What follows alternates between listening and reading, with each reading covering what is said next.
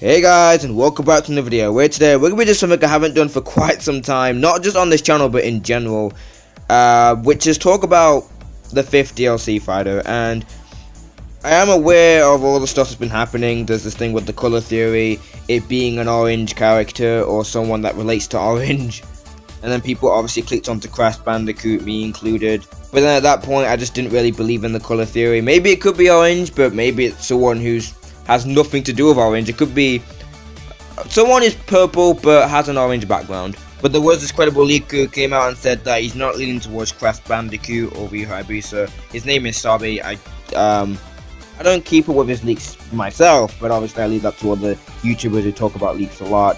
Vergebund just coming out and straight up saying Ryu Hayabusa isn't the 5th DLC fighter. We had a whole bunch of Reimu from Toe House stuff. There was the Smiley leak that leaked a whole bunch of characters. Apparently he or she's leaked a whole bunch of stuff in the past. I'm not entirely sure was Smash related, but I'm gonna have to double check that. And I don't know if this is a deconfirmation, but there was a tweet from Christina V which obviously states that she hopes Shantae gets in too. This doesn't mean Shantae won't get in, but she's hoping it would happen. So yeah, Shantae is not confirmed at this current moment. I don't know if it's even a deconfirmation. But hey, we'll never let the dream die, and hopefully Shantae gets into Smash at some point. But anyway, time to talk about something that we've all been waiting for. Who could the 5th DLC fighter be? Now, I'm not going to be very specific on this because I don't know who the 5th DLC fighter could be. Even regardless of all the characters that have been leaked, there were very few people who thought it was going to be Terry until Nintendo made a big whoopsie and accidentally leaked that it was going to be an SNK character. Otherwise, it would have been pretty surprising. I feel like the 5th DLC fighter is obviously going to be third party, judging by how this fighter pass has been going, but there's no rule to say it can't be first party because Sakurai and stuff like that. But let's just say the last DLC fighter for this fighter pass is for their third party. Who could it possibly be? Now, we haven't had a single female fighter for this fighter's pass, and no, Kazooie does not count. Kazooie is not a fighter. Kazooie is more of a weapon, the way I see it, a gun. I mean, I guess you could argue that most of Banjo's attacks do come from Kazooie, but I don't really count that, unless Terry Bogard gets his Cutie Terry, which I don't think will happen. But it would be nice to see a female fight. There are people saying Waluigi will get in, and honestly, I just extremely disagree with that. I don't think Waluigi will be getting in, especially after the way most of the Waluigi fans have been treating Sakurai, harassing him. And I think they were sending him pretty inappropriate pics and other stuff of Waluigi on Twitter. But you Waluigi fans have got to face the fact that's not going to happen. Hate on me if you want in the comment section down below. It's not happening. It's not happening if you're going to keep acting like this. And I'm not saying this to every single Waluigi fan saying they're all acting like this, but most of them are. This is what's killing his chances. And if you want even more evidence for why Waluigi isn't going to get in, it's this quote from Sakura that he made back in November's Direct last year. That's right. Piranha Plant will take root in Super Smash Bros. Ultimate, and not as an assist trophy, but as an actual fighter.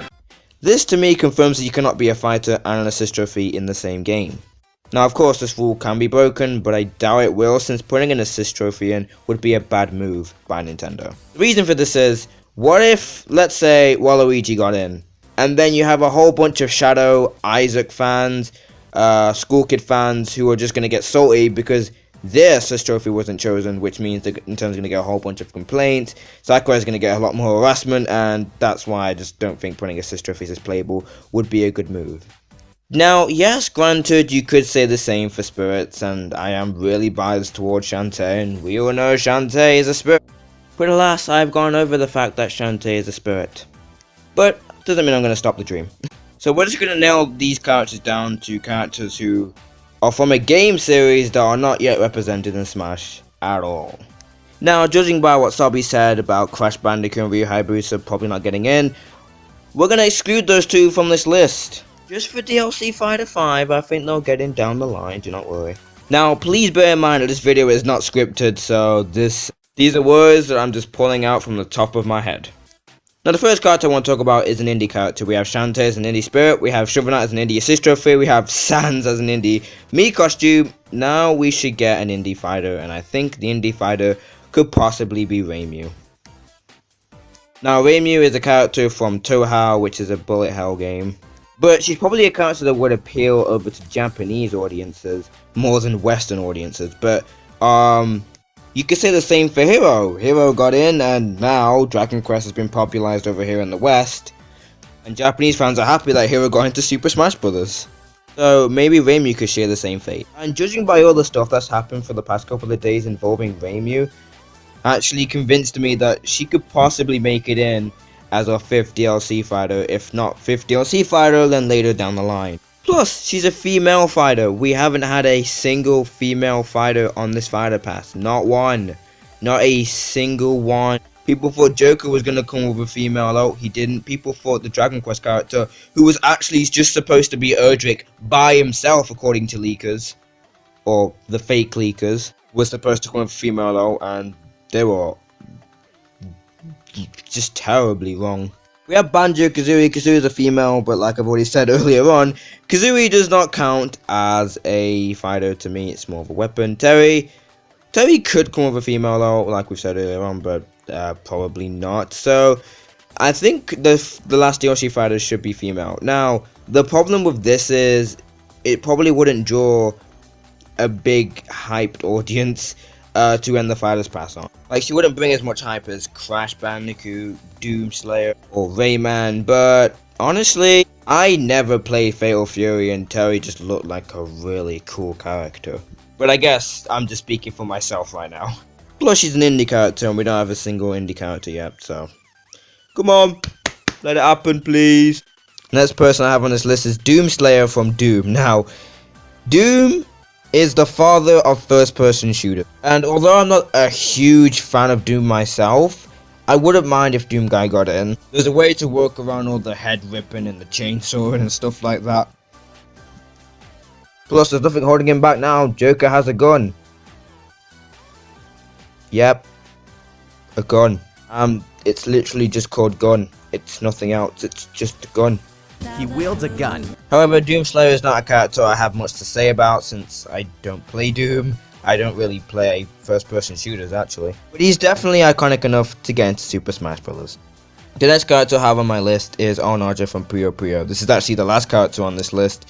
It wasn't a very long one. I didn't have many characters to think of at this point. You're probably wondering, I ain't getting in. No, or at least some of you probably are. But hear me out on this. All has a bigger chance than some of you actually think. One thing, female fighter. Like I said, I'm not just gonna repeat everything I said earlier. Another thing, she came from a game that's puzzle genre, which is barely represented in Smash at all. We literally just got Tetris blocks just a couple of days ago into Super Smash Bros. Ultimate S Spirits, and they're called Tetraminos, which is the exact same name as they were called in Puyo Puyo. I don't know if that was their official name. If you guys didn't know, when the Super Nintendo game released, the only Japanese game that was released alongside the Super Nintendo games was Puyo Puyo, or I think it was Super Puyo Puyo 2. And speaking of Puyo Puyo Tetris, it was actually a launch title for the Switch. And I cannot speak today. And if you couldn't tell, just like what Square Enix was trying to do with Dragon Quest, they are trying to push Sega is trying to push Puyo Puyo into the Western audience. You can tell because way back, I think it was May, we managed to get Puyo Puyo Champions, which was basically the English version of Puyo Puyo Esports, which released back in October of 2018. I can think of a ton of movesets for this character at the top of my head, but that's not what we're here for, so I'll probably have to save that for another video. But alas, this video has come to an end. We don't know who the 5th DLC fighter is going to be. Just have to wait. If it's not going to be in November, it's definitely going to be at the Game Awards. Till then, we'll just have to keep an eye out for leaks. Unless you don't want to get spoiled, then don't keep your eyes out for leaks. I think this next character is probably going to kill every leak we've had in the past. And it's going to be amazing. But anyway guys, if you guys like the video, please leave me a thumbs up. That would be awesome. And please subscribe for more Super Smash Bros. Ultimate content coming in the future. And if you want to get on my Switch friend list, you can't. Bye!